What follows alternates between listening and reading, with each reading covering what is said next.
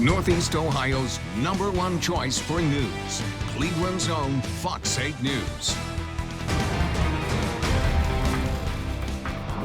Breaking news at this hour, a live shot tonight at 10. Skyfox flying high over Euclid and East 9th in downtown Cleveland, where what started out this afternoon as a peaceful protest against police brutality erupted into violence this afternoon and this evening. There has been looting at the CVS near East 9th and Euclid tonight. Rioters inside. Windows have been smashed in several businesses downtown near Playhouse Square. Cars were burned near the Justice Center earlier today. It is an afternoon and an evening that has scarred our city to some extent. Meantime, the National Guard has been activated and a curfew is in place for downtown Cleveland. There were just 2 of several vehicles. They were police cars that were put on fire this afternoon around downtown Cleveland during the demonstrations. The air has also been filled with pepper spray and tear gas for much of the evening as both police and several protesters released canisters. It has been a tense day, not only here in Cleveland, but across our nation, and protests continue over the death of George Floyd at the hands of a Minneapolis police officer. Good evening. Welcome to Fox 8 News at 10. I'm Bill Shield. You've seen the clashes between police and protesters in and around downtown Cleveland. And tonight, as we said, the National Guard has been activated in Cleveland and a curfew is now in effect in downtown. So here is the area that is under the curfew, what the city calls its central business district. Mayor Frank Jackson signed a civil emergency order at 7:15 tonight, which put the curfew into effect both for tonight and for tomorrow night from 8 in the evening until 8 in the morning. Fox 8's Dave Nethers was in the middle of much of what happened today, including in the midst of pepper spray and tear gas at some of the damage that has been sustained. Cleveland police cars burned near the downtown Justice Center as officers exchanged tear gas canisters with restless demonstrators. The officers using flashbang devices and pepper spray to disperse the crowd. The demonstrations beginning earlier in the afternoon at the Freeze Stand. Hundreds voicing their outrage over what many believe to be the unjustified deaths of unarmed African Americans at the hands of police. The crowd including the mother of Angela Miller, shot by a Cleveland police officer in 2007. Every time one person gets killed, the energy we have today, Amen. we need this energy every day.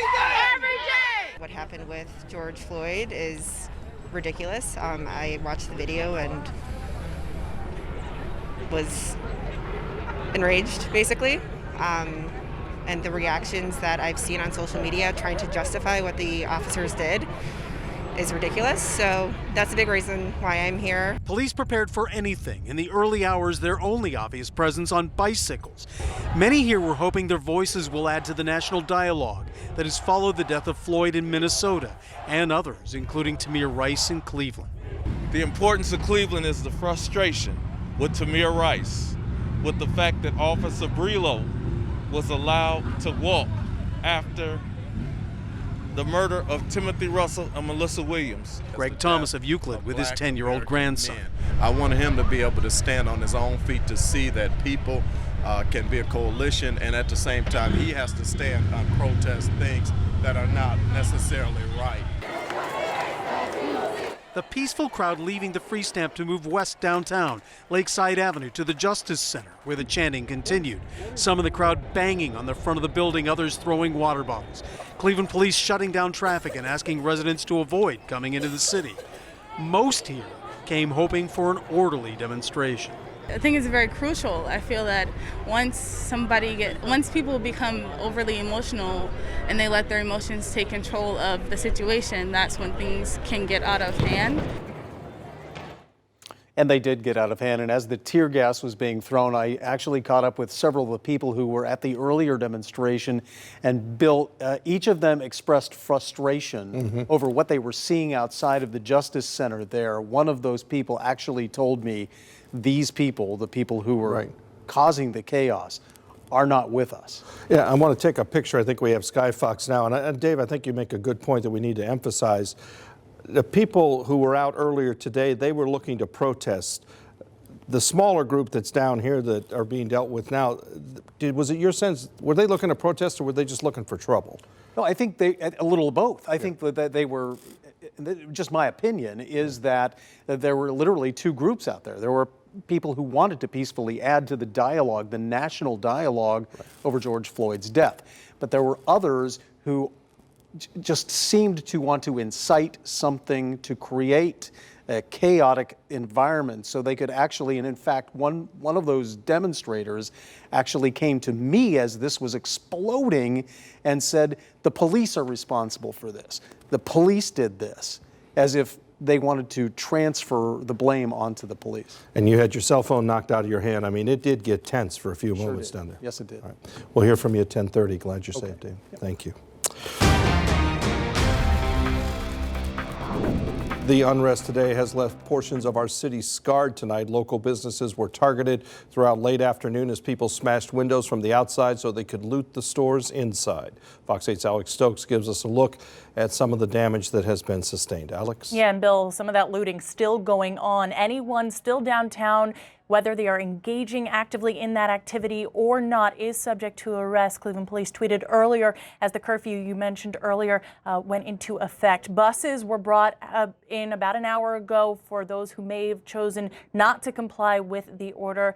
Left behind, though, a lot of debris. You're looking at video from late this afternoon as a window of Colossal Cupcakes on Euclid Avenue was repeatedly hit with a stool. Another person jumping through an already broken window. Our Fox 8's Melissa Reed spoke with the owner, Kelly Kanda, who tells us she rushed to close the store when she heard a crowd coming that way. She says people started throwing bricks and paint cans at her and the staff, so they barricaded themselves in a back bathroom and called police. When they arrived, she came out to see the decades-old business in ruin. Thankfully, no employees were hurt, but she says she was scared in so many ways. It's just that we just got through what I felt like we just got through what I had imagined would be our hardest time, which was the COVID crisis. Almost like we were getting into a celebratory phase. We were getting a lot of our sales back, and it was a beautiful day outside. And I would have never imagined that it could come back and we could get hit worse than ever right now. This was literally everything. Everything's gone in there. Everything's destroyed, shattered, from the chandeliers being ripped down to the actual physical cupcake case. They took our princess chairs and used them to destroy the case. There's nothing left in there. It's just it's a scene of glass.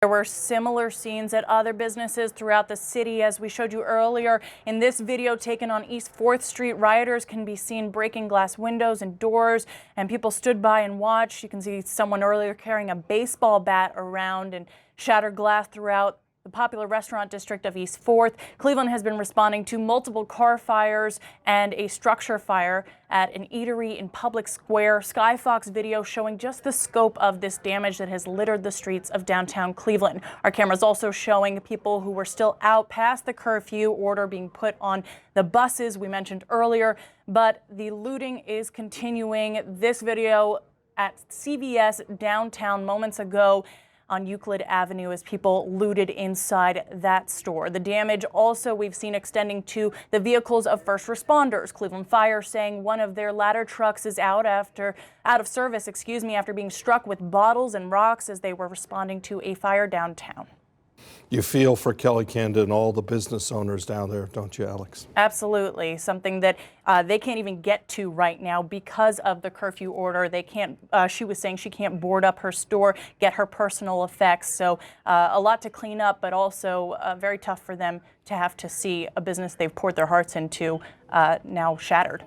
All right. Alex Stokes live for us in the newsroom. Thank you, Alex.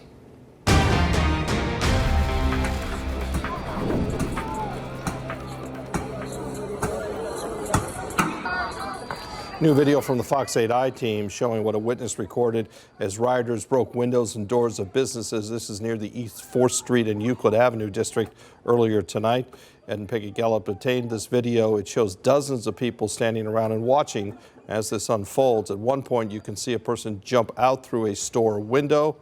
an up-close view of the destruction that happened earlier this evening. In Columbus, a third day in a row of clashes between police and protesters as well as looting led Governor Mike DeWine to announce he was taking action there as well. I'm activating our National Guard to help drive out hate and violence and to help instill order. This is about the safety of our communities, our neighbors, our families, our friends. It is about protecting from unnecessary destruction the small businesses that our fellow Ohioans have worked so hard to create. It is also about protecting the First Amendment and allowing voices of protest to be heard. At the same news conference, the mayor of Columbus said it has become clear that at least some of the protesters have a different agenda than protesting the death of George Floyd. We're now at a point where we can no longer tell the difference between who is protesting for change and an end to racism and who has only chaos and destruction in mind. In addition to the activation of the National Guard, we are implementing a citywide curfew. Columbus's curfew is from 10 at night until 6 in the morning, and the mayor said it will stay in place each night until further notice.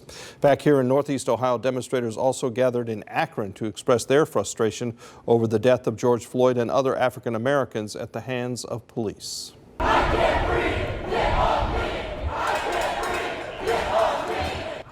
This was the scene in the Rubber City this afternoon, where there were actually two separate demonstrations a few hours apart. The first started at noon on High Street downtown, where peaceful demonstrators chanted while holding signs saying things like "Justice for George Floyd" and "There's nothing complicated about equality." Our team coverage of today's protests is just starting. Much more ahead, including in Ohio, Congresswoman pepper sprayed by police. Shannon More Than I was pepper sprayed. Commissioner Kevin Boyce was able to pull me away and get me to a safer space. See the moment a member of Ohio's congressional delegation and several other elected officials had to seek cover in Columbus. Plus, we will delve deeper into what happened when what started out as a very peaceful and harmonious demonstration in downtown Cleveland quickly got out of hand this afternoon. And tonight, a live look at downtown Cleveland. A curfew is in effect. The National Guard has been called out. Looting has been taking place. And Cleveland police and authorities trying to get a hold of the downtown district and get it back into a safe spot.